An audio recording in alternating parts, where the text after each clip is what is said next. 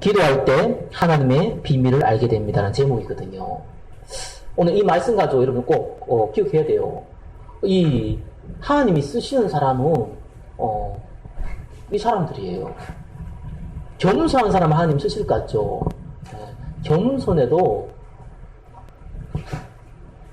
구원의 역사, 생명의 역사에 관심 없으면 하나님 쓸 수가 없어요. 교만한 사람 씁니까? 아니요. 여기에 관심 있는 사람은요, 교만한 사람은 하나님이 꺾어서 썼어요. 근데 여기에 관심 없는 사람은요, 겸손해도 쓸 수도 없어요. 착할수록 문제예요. 똑똑할수록 더 문제고요, 능력이 있을수록 더 문제예요. 그래서 저와 여러분들은 오늘 에레미야를 좀 살펴볼 건데요. 짧게 진행을 할게요. 에레미야가 어떤 사람인지를 여러분 좀 성경을 통해서 확인하셔야 됩니다. 자, 에레미야 1번 한번 보겠습니다. 에레미야는 애통한 심령을 가진 사람이었습니다. 에레미야는 여호와께서 임명하셨다라는 뜻이에요. 임명했다는 사명이라는 거잖아요. 네, 임명했다 이런 뜻이에요. 지난주에 했던 이사야는요, 이스라엘이 멸망받기 전에 약 100년 전에 나타나가지고 너희들이 제약으로 말미암아 이스라엘이 멸망받을 것이다, 포로가 될 것이다, 그 예언을 한 사람이고요. 이사야가 죽고 나서 한 54년이 지나고 나서 에레미야 사람이 나타나서 이사야와 했던 예언을 연결해서 똑같이 합니다. 근데 이제 이 에레미야는 이사야와 다르게 진짜 시드기야 왕, 이스라엘의 마지막 왕이 시드기야거든요. 시드기야 왕이 두 눈이 뽑혀가지고 이제 포로로 끌려가는 그때까지 사역을 했어요. 그리고 나서 어떻게 죽었는지 어떻게 살았는지에 대해서는 성경은 나와 있지 않아요. 다만 포로가 되기 전 그 긴박한 상황에서 포로가 된 때까지 사역을 했던 사람이 이 에레미야입니다. 근데 이 에레미야를 하나님 불렀어요. 그래서 1번에 1보니까요, 하나님 부르실 때 애통한 심령을 가진 상태였습니다. 에레미야 1장 6절에 이렇게 나오거든요. 내가 이르되 슬프도소이다. 주 여호와여 보소서. 나는 아이라 말할 줄을 알지 못하나이다 하니. 원래 에레미야 별명이 눈물의 선지자입니다. 많이 울었어요. 눈물이 많은 사람인 것 같아요. 근데 단순히 성경은요, 이 사람이 체질적으로 눈물이 많았다 이런 개념을 얘기하지 않고요, 애통한 심령을 가졌다는 것을 강조를 해요. 우리 마태복음 5장 3절 4절에 이런 말하지 않습니까? 마음이 가난한 자는 복이 있나니 천국이 저희 것이요. 그죠? 애통한 자는 복이 있나니 그들이 위로를 받을 것이요. 아니, 왜 애통하고 슬퍼하는 사람이 복이 있습니까? 기뻐하고 즐거워하는 사람이 복이 있어야죠. 여러분 자녀가 아프고요, 여러분이 인생이 꼬이고요, 여러분 주위의 사람들 죽고 나가고요, 세상이 멸망받고 있는데 웃고 있으면 그게 정상입니까? 비정상입니까? 그게 비정상이잖아요. 그렇죠? 왜 애통한 게 왜 복이 있다 그럽니까? 하나님 이 땅을 볼 때 애통하다니까요. 슬프다니까요. 왜요? 구원받은 사람들이 구원 못 받고 있잖아요. 저와 여러분들이 사명을 가지고 축복받아야 되는데 축복 못 받고 있잖아요. 그러니까요, 애통한 거예요. 아니, 이스라엘이라는 나라가 메시아가 올 나라인데 왜 포로가 되어지고 노예가 되어집니까? 이런 말도 안 되는 일이 지금 벌어지잖아요. 지금 똑같다니까요. 구원받은 하나님의 자녀가 세상이 도름거리가 되고 세상이 놀림거리가 되고 이 비참하게 살아가고 오래 불신자한테 요구도 먹고 살아가고 전혀 하나님 일도 못하고 비시비시 살아가는 거나, 이스라엘 사람이 지금 노예가 되고 포로가 되는 거나 똑같은 상이거든요. 그렇게 살아간다는 거예요. 그래서 그럼 어떤 결과가 옵니까? 우리는 하나님의 은혜로 구원받았기 때문에 천국 가는데, 문제는 이 땅에서는 불신자보다 못한 인생 살아가거든요. 불신자의 종이 돼요. 그 정도면 괜찮은데 반드시 여러분과 저가 응답 못 받으면요, 여러분 주위가 재앙이 와요. 그 말을 이해해야 됩니다.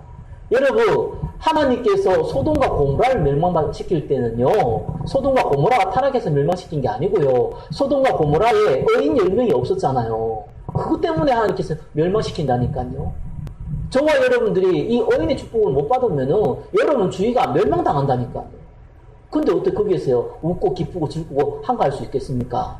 당연히 애통해야 되죠. 그 에레미야는 이때 부름 받은 것입니다.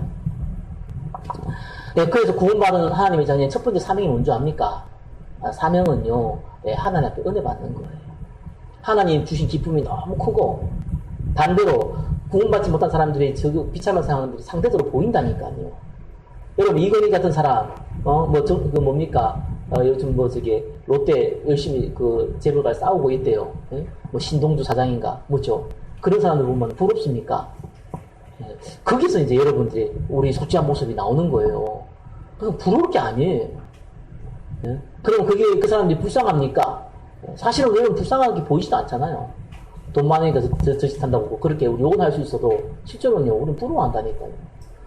부러워할 대상이 아니거든요. 왜 그렇습니까? 많이 가질수록, 능력이 많을수록, 실력이 있을수록, 예? 복음 없는 사람은요, 복음 받을 기회가 더 없어요. 길게 살아봤자 80, 90이고요. 죽으면 천국 가면 지옥 바로 갈립니다. 어디 가야 됩니까? 간단하잖아요. 우리 입원했을 때도요, 가보면은 주위에 불신자들 너무 많거든요. 주 아줌마라서는 얘기를 안 하는데, 얘기한 거 들어보면요, 이 특별히 캐톨릭 신자예요. 자기는 뭡니까? 심지어 구원받았대요. 이렇게 생각하는 사람도 많습니다. 캐톨릭 신자가 구원받을 수 있습니까? 성경 읽다가 혹 하나님의 은혜로 구원받을 수 있겠죠. 성경대로 믿으면. 그렇죠. 교리대로 믿으면 절대로 구원 없거든요. 그러니까, 이 사람들이 차라리 종교라도 없었으면은, 누구 말대로 구원받을 기회라도 있는데, 이상한 종교 하나 가지고 있어가지고, 선입견 때문에 복음받을 걸 아예 딱 막아버리는 거예요. 그러니까 그게 축복된 겁니까? 불쌍한 겁니까? 불쌍한 거잖아요. 그 마음을 가지고 있으라는 거예요. 우리가 살아갈 때 이 마음이 제일 중요합니다. 은혜 받아야지 이 마음도 생겨요. 이건 그냥 슬픈 마음이 아니고 너무 기쁘기 때문에 슬퍼 보이는 마음이에요. 가끔씩 아프리카에 막 가난한 사람들이 이렇게 TV에 막 선전하면서, 이게 뭡니까? 이 NGO 단체에서 이렇게 기부 좀 해라, 이런 얘기 나오잖아요. 그 사람들 보면 불쌍해 보이잖아요. 그렇죠? 왜요? 상대적인 거니까요. 나는 그 사람 물도 못 먹고 기아 상태로 죽어가니까 불쌍해 보이는 거잖아요. 우리는 먹을 거 있으니까 상대적으로 안 불쌍해 보일 거 있잖아요. 이게 상대 원리라니까요. 저와 여러분 은혜 받으면요, 당연히 은혜 받지 못한 사람들이 불쌍해 보고요, 구원받지 못한 사람들이 불쌍해 보입니다. 그것이 여러분의 영적 상태고 하나님이 원하시는 첫 번째 상태예요. 그래서 1번에 2번 뭡니까? 많은 사람들이 조롱거리게 되어 있습니다. 예, 원래요, 애통한 심정 가지면요, 참 많은 사람들이 칭찬받을 것 같은데요, 그렇지 않습니다. 조롱거리가 됩니다. 예, 왜요? 세상하고 복음 가진 사람은 일단은 근본이 달라요. 세상은 마귀의 종들입니다. 그렇기 때문에 당연히 조롱받을 수밖에 없죠. 다른 사람이 참 특이하다 이렇게 생각하고 이상하다, 너와 나는 다르다 라고 생각을 합니다.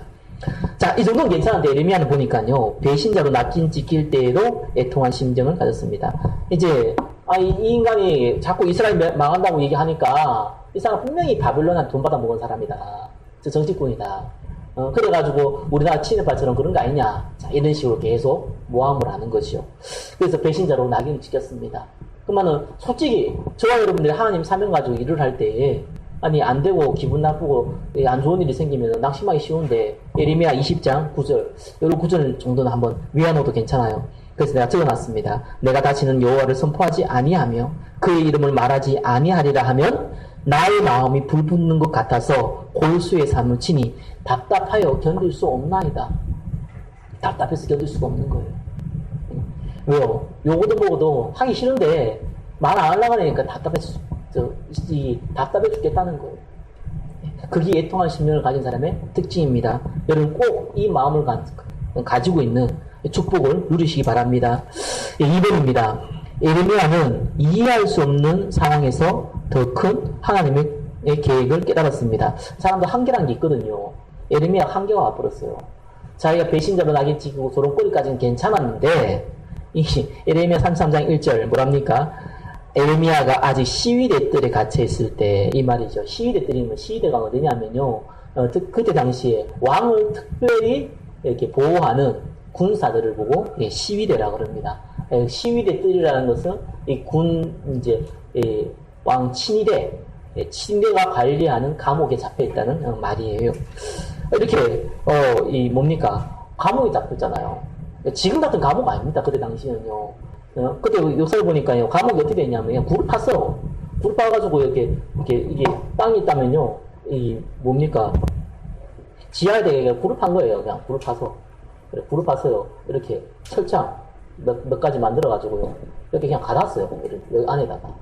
그러니까 어떤 일이 벌어집니까? 빛도 없잖아요. 먹을 거라도 제대로 있겠습니까? 사람 비참한 거예요. 완전히 들어가가지고.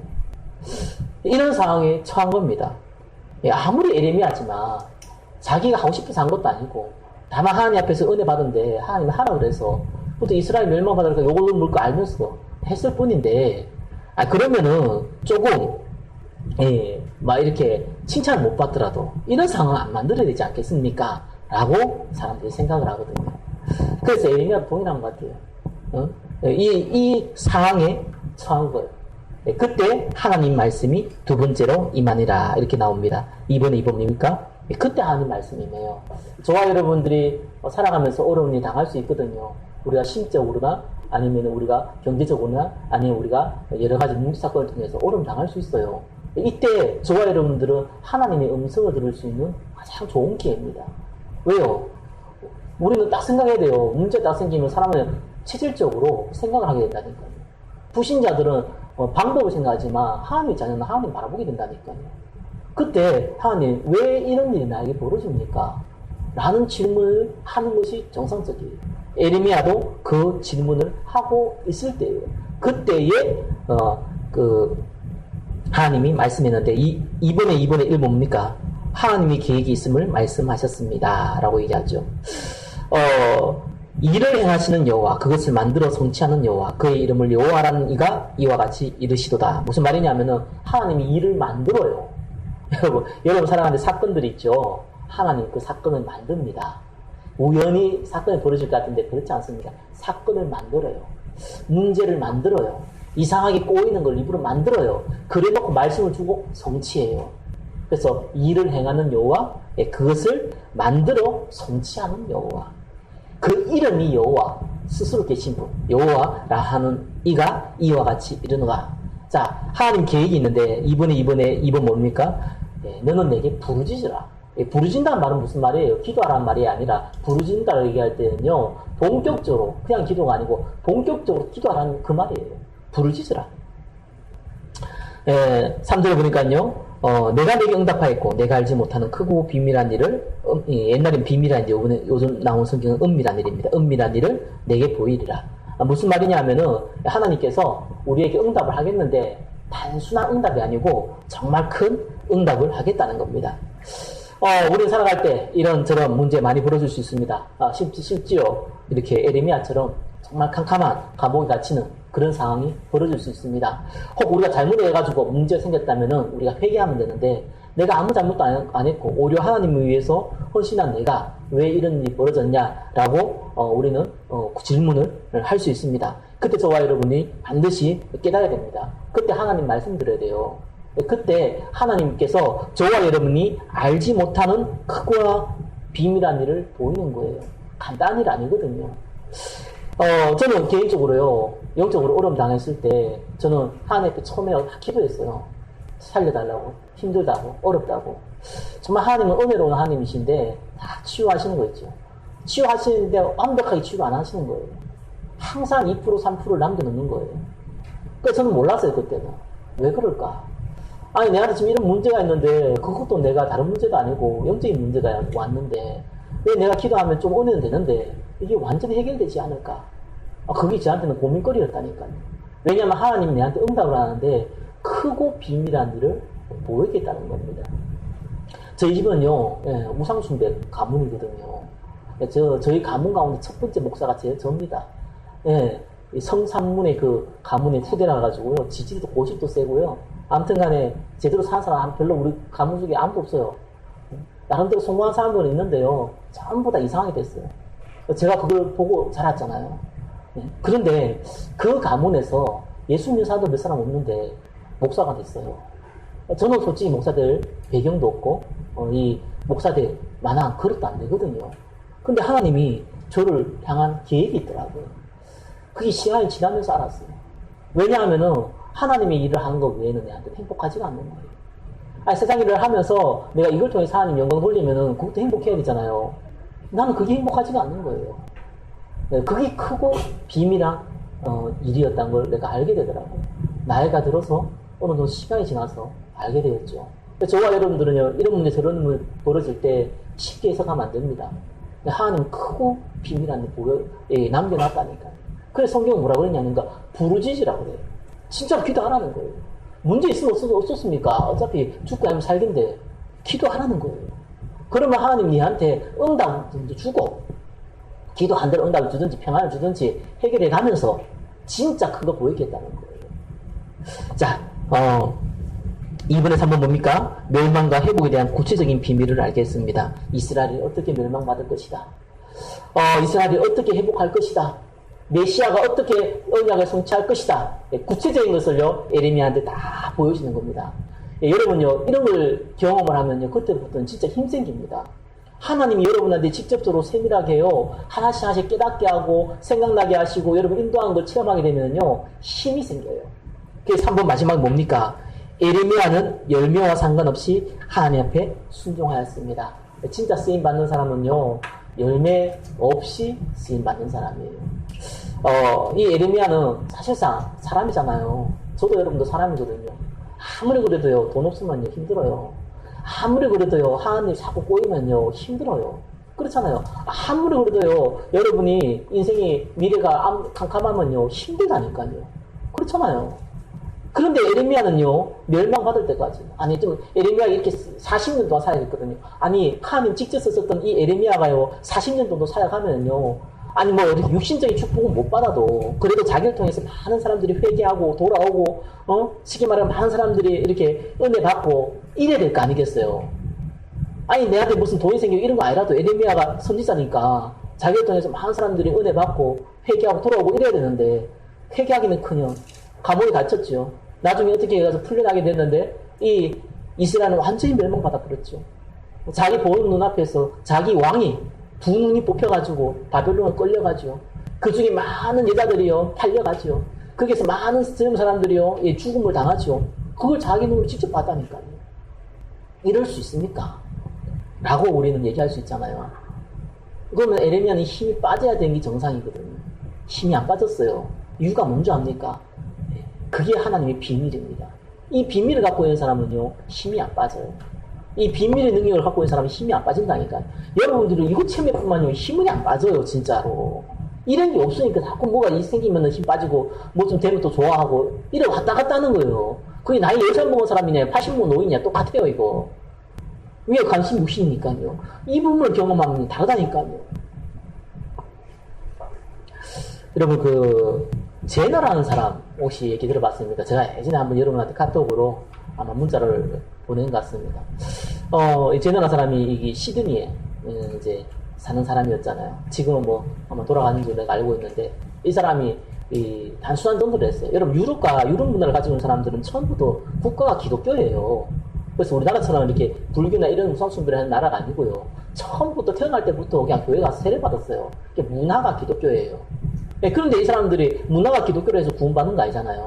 그래서 그 사람들한테 전도의 전략은 간단한 거예요. 당신이 지금 이 시간에 죽으면은 천국 갈 자신 있느냐? 이게 기독교 문화에서 자란 사람한테 던지는 질문들이거든요.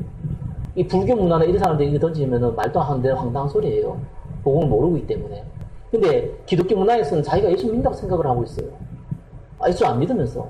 그래서 이제 이런 질문을 많이 던져요. 당신이 지금 죽으면은 구원받을 자신이 있느냐? 제너라는 사람이요, 이거를 가지고 40년간 하루도 빠짐없이 전도를 한 거예요. 근데 제너가 나이가 들었어요.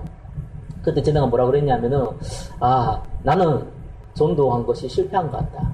40년 동안 내가 전도를 했지만 나를 통해서 예수 믿었다는 사람을 내가 한 사람도 본 적이 없다. 내 인생은 실패한 인생이다. 참 부끄럽다. 라고 했던 게 제너였던 사람이었어요. 근데 하나님이요, 아시죠? 어떻게 했냐?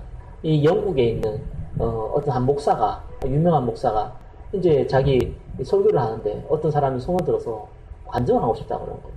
그래서 관정 한번 해봐라. 그 사람이 나와가서 뭐라고 관정했냐? 자기가 친척이 시드니에 있는데 가서 자기 친척 만나러 갔는데 제너라는 사람 목사를 만났다. 그래서 그걸 단순하게 들었는데 너무 자기한테 마음이 담아서 내가 영국으로 돌아와서 내가 회개하게 되고 내가 예수를 믿게 됐다라는 간증을 한 거예요. 그래서 이 목사님이 그러냐고 축복해주고 그런 일이 있었구나 이렇게 생각한 거예요. 유명한 목사다 보니까 이제 미국에 이렇게 집회를 간 거예요. 다른 데도 집회를 가는 거예요. 집회 갈 때마다 2사람, 5사람, 심지어 선교사 3명, 뭐 여러 사람들이요, 이 제너를 통해서 복음 받았다는 얘기를 다 듣게 된 거예요. 그래가지고 나중에요, 이 목사가 뭐 했냐면은 이 제너라는 사람이 누군지를 찾아낸 거예요. 그리고 이 제너럴 사람을 통해가지고 예수 믿은 사람이 몇 명이 되는지 한 3년 동안 참 할 일이 없는지 모르겠지만 연구를 한 거예요. 그래서 연구했는데 3년 동안만 밝혀진 사람만 14만 6천 명. 이 제너럴 사람 단순한 한마디. 예? 당신이 지금 이 시간에 죽으면은 구원받을 자신 있습니까? 그 한마디예요. 예, 이 뭡니까? 성령 역사에 버리는 거예요. 그래서 하나님 나라는 말에 있지 않아요. 능력이 있다니까요. 구원받기 작동된 게 하나님 능력이 있다니까요. 우리의 설득과 우리의 지혜로 해서 구원을 시킨 게 아니라니까요. 그래서 제너가 나중에 이제 이 힘을 얻은 거예요. 그러고 나서 이제 죽었죠. 제가 여러분, 복음 위에 살면요, 열매가 없어 보일 수 있어요. 근데요, 열매 있어요. 그게 내가 직접 취득하지 못해서 그렇지, 열매 있어요. 그 사람들이 알게 모르게 여러분의 인생에 큰 축복으로 다가옵니다. 그래서 만약에 여러분이 죽으면요, 여러분 상금이 뭔지 압니까? 저는 어릴 때 그래 배웠어요. 처음 가면요, 금으로 지은 집에 살고요. 도로가요, 이 금으로 포장되어 있고요. 여러분, 도로가 금으로 포장되면 못 돌아다닙니다. 그렇잖아요. 이 돌이 이 흙만큼 많다는 건데, 그게 무슨 의미가 있겠어요? 그래서요, 막 이렇게 신앙생활 잘하는 사람은요, 뭐 저택 같은 데 살고요. 신앙생활 못한 사람은요, 이렇게 조그만 데 살고요. 뭐 그런 얘기를 하더라고요. 아무리 성경을 봐도 그런 얘기가 없어요. 거짓말이었더라고요. 바울이 뭐라 그랬냐. 아니, 그게 만약에 내가 여기서 좀 잘해가지고, 돈도 많이 해가지고, 천국 가서 좋은 집에 살고, 내가 좀 못해가지고, 이제 천국 가서 작은 집에 살고, 그럼 그게 무슨 천국이에요? 또 다른 지옥이죠. 그렇잖아요. 성경 예수님, 바울이 뭐라 그랬습니까? 내가 전도한 너희가 나의 상급이라고 얘기했거든요. 여러분의 상급은요, 여러분을 통해서 구원받은 사람이요, 여러분의 상급이에요. 그 축복이 얼마나 크냐. 육신을 봤을 때는 전혀 없는 것 같이 보이는데 에레미야처럼 끝까지 쓰임받을 수 있는 힘을요, 여러분 가지고 살아갑니다. 이 힘이 없는 사람은요, 나이가 20살밖에 안 먹었는데 노인 같고요. 이 힘을 갖고 있는 사람은요, 나이가 90살 먹는데 젊은이 같아요. 그거 가지고 평생 살아갑니다. 그리고 나중에는 다 열매들이 나옵니다. 그 응답의 축복, 영적인 것을 바라보고 정말 기도하는 축복 가운데 인도받기를 예수 그리스도 이름으로 축원합니다. 기도하겠습니다. 기도할 때 하나님의 비밀을 알게 됩니다. 너는 내게 부르짖으라 내가 내게 응답하겠고 내가 알지 못하는 크고 비밀한 일을 보이라고 약속하셨던 주님, 하나님 앞에 본격적으로 기도하고 또 하나님 앞에 쓰임받을 수 있는 은혜를 베풀어 주옵소서. 살아계신 예수 그리스도 이름으로 기도드립니다. 아멘.